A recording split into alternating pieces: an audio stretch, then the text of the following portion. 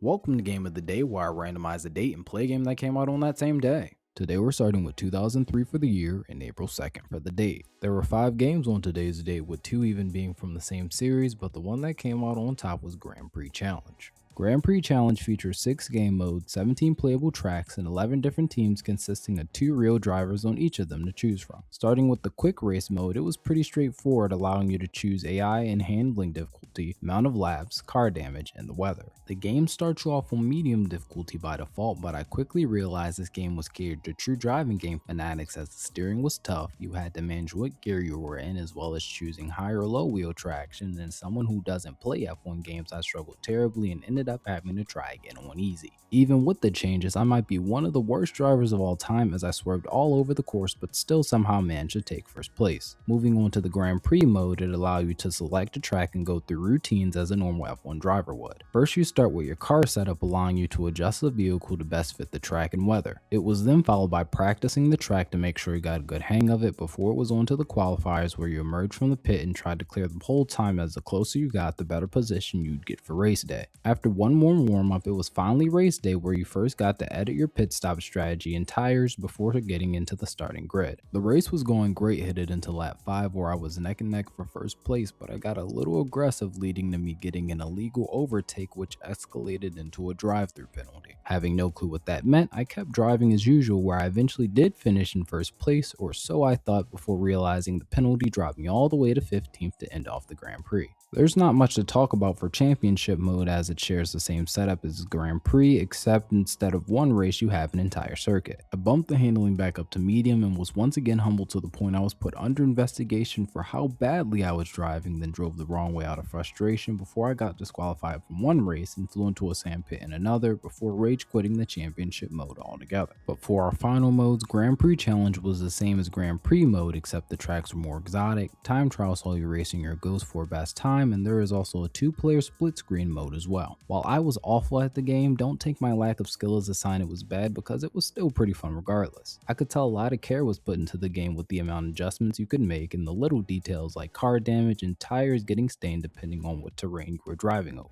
The steering was something I personally couldn't get a hold of, as I found it hard to trust the controls on turns and ended up overcorrecting, which once again is simply a skill issue, but with more practice I could see myself becoming and a lot better driver. So with everything taken into account, I'd give this game a victory lap out of 10. Make sure to follow and leave a comment about what you think of this game, and I'll see you guys in the next one.